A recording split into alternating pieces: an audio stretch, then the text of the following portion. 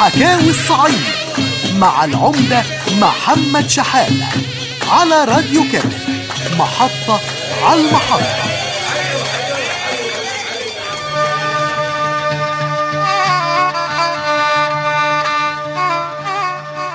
أعزائي المستمعين، السلام عليكم. النهاردة بإذن الله هنتكلم عن باقي أسباب عادة التار في الصعيد.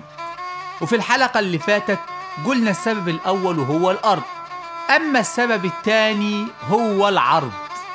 المرأة عندنا في الصعيد ليها مكانة كبيرة قوي، وناسنا في الصعيد بيحافظوا على الست زي عينيهم، لأنها بصراحة عليها حمل كبير، وبتتعب مع الراجل في البيت وتربية العيال الكثيرة وتربية المواشي والطيور والخبيز والطبيخ، وبيقولوا عليها ست الدار. وفي أغاني الحزن في الصعيد بيقولوا عليها النخلة، يعني سبب الضلة والخير. علشان كده الراجل بيقدرها وعارف قيمتها كويس، وأي حد يجيب سيرة الست في الصعيد بتقوم الدنيا ولا تقعدش. يعني مثلا عيال محروسة اتخانقوا مع عيال أبو دياب، وعيل فيهم قليل الرباية راح شتم التاني بأمه، يوصل الموضوع للكبير، يروح لامم رجالة العيلة كلهم بالشوم والسلاح ويروحوا على العيلة التانية، ويبدأ الموضوع بالعتاب. بعد كده يلعب الشيطان لعبته ويوصل الموضوع للضرب. وطبعا مع أعداد العيلتين الكبيرة جدا، بعد ما تخلص العركة لم المصابين والجتت يا حج. مثلا شاب من عيلة يروح يخطب بنت من عيلة غير عيلتهم، يسألوا أبوها ولا أخوها ويقول له عرفت من وين إن إحنا معانا بنت وشفتها فين؟ ويروح طارده من البيت ويقول له ما عندناش بنات للغرب.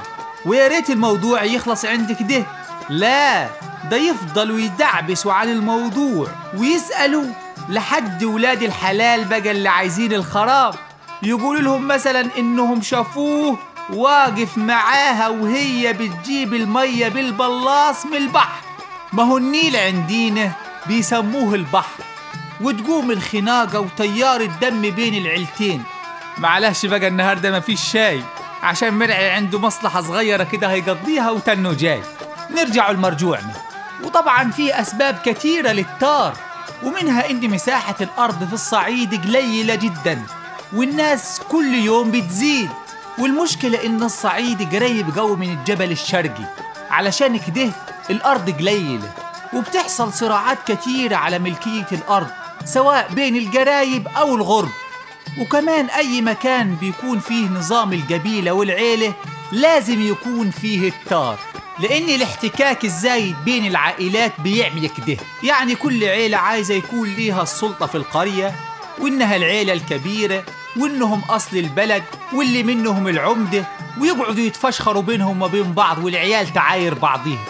وكمان فيه سبب تاني للتار، هو قرب الجبل من الصعيد وانتشار الجزر المعزولة في النيل. والسبب ده خلى السلاح كتير قوي في الصعيد وسهل تهريبه وامتلاكه.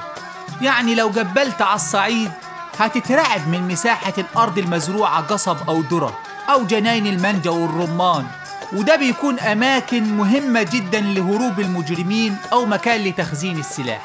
وسبب تاني للتار إن مفيش مصادر رزق كتيرة في الصعيد، ولا مشروعات ولا مصانع الشباب يشتغل فيها، علشان كده تلاقيهم فاضيين للحكا، واللي أحيانا بيجيب المشاكل. وفيه سبب خطير برضه، هو أصحاب المصالح ورؤوس الفتنة والمنتفعين من الخراب اللي هيحصل بين العيلتين، ودول بقى اللي بيشعللوها ويخلوها نار، لأنهم بينقلوا الأخبار بين العيلتين ويعرفوا كل عيلة تحركات العيلة التانية. وده بيساعد كتير على إن حالات التار بتقعد سنين بين العائلات. والتار في الصعيد مش بيموت ولو بعد 100 سنة، ولو القاتل محبوس بينتظروه لحد ما يطلع من السجن ويقتلوه، ولو مات في السجن بيقتلوا أخوه أو أبوه أو ولد عمه. علشان كده تلاقي العيلة مهما كانت كبيرة كلهم بيشتركوا في الطار، بيجمعوا فلوس من بعض ويشتروا سلاح، كلهم بيشاركوا في التخطيط وفي التنفيذ. يعني ما يجيش واحد مثلا ويقول لك الطار ده مش عندي، ده عندي ولد عمي وانا ماليش دعوة، ده بقى ممكن يقتلوه. طيب يجي واحد ويقول لي يا عمدة، يا عمدة هو الطار ده عادة عادية مثلا ولا عادة خطيرة؟ أقول له الكلام ما يحلاش من غير شاي مرعي. عشان كده هنعرف الموضوع ده في القعدة الجاية بإذن الله من حكاوي الصعيد مع العمدة محمد شحاتة على راديو كيميت، محطة على المحطة. اقعدوا بالعافية. كنتم مع حكاوي الصعيد مع العمدة محمد شحاتة على راديو كيميت، محطة على المحطة. راديو كيميت، محطة على المحطة.